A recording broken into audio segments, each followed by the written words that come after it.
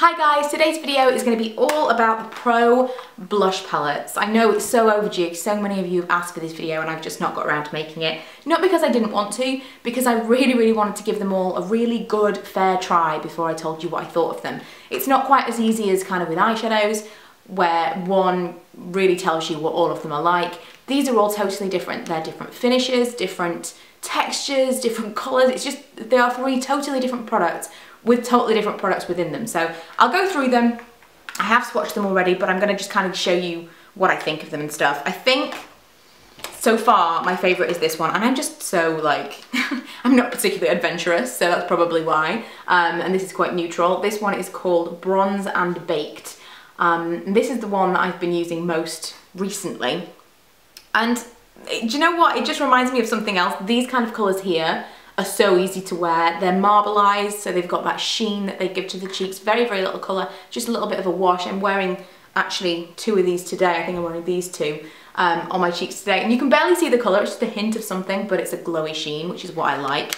I also like that in the middle of this palette there are two different bronzers. They're not matte, that's worth mentioning. If you want a matte bronzer, there is one available. Hang on. I take that back. The darkest one is matte and this one's got a golden shimmer. So this one actually is matte, but it's a little bit dark for me. I don't know. I think it's a little bit warm maybe is the problem there.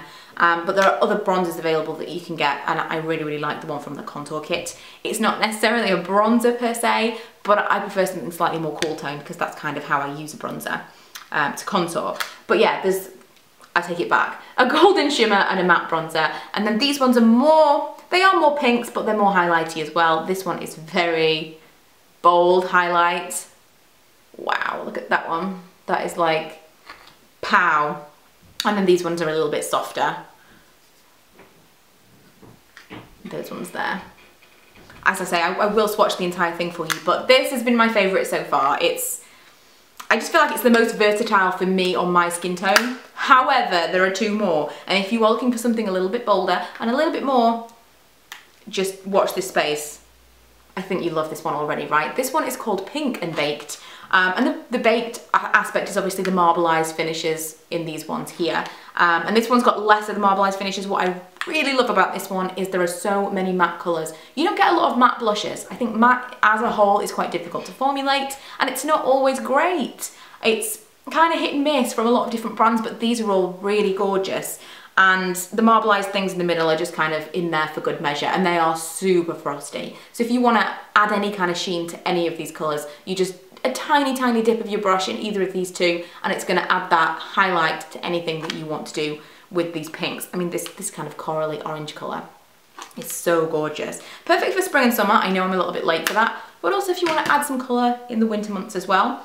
The final one, and this is the one that I feel like I'm gonna get more into in the next couple of months, and this is probably the one that I should have chosen for my blush video, but I didn't. I chose the one that I'm absolutely loving, the original Bronze and Baked that I showed you.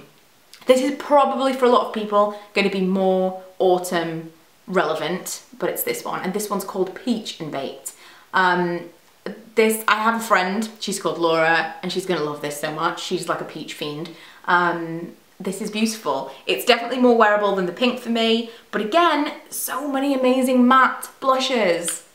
I love a matte blush. I don't like shimmery blush. I like things like these marbleized baked blushes that give a little bit of a sheen, but very little colour. I don't like something that gives a lot of colour and a lot of shimmer, because it can be really difficult to pull off. These are all really flattering, gorgeously blendable, and just really nice colours. There's so many to choose from here, and so many options that you've got with these three palettes. Three totally different things. I mean, I've chosen the one that I like the most because it's got the things, it's got the textures, the finishes, and the colours that I kind of gravitate towards. But there are three totally different palettes, all of which are really affordable. If you really wanted to, you could get all of them, or at very least, get the one I like the most, and then get one of the super bold colours as well. I think if I had to choose, I probably would get the peach as well, just for me. And the more I look at it, the more I think I really want to wear this right now. I mean, these are quite neutral. This one here and this one are actually quite neutral colours. That's kind of like an everyday, real rosy blush colour. I may be regretting my choice for my 5 for fall video, but that's everything. That's everything in this video. It's everything that I wanted to talk about. Blush palettes. Longevity wise, I do find that the matte ones last a little bit longer than the sheens. So if that's, you know, if that matters to you, I find cheap products disintegrate quite quickly on me anyway. But I do find that is the case.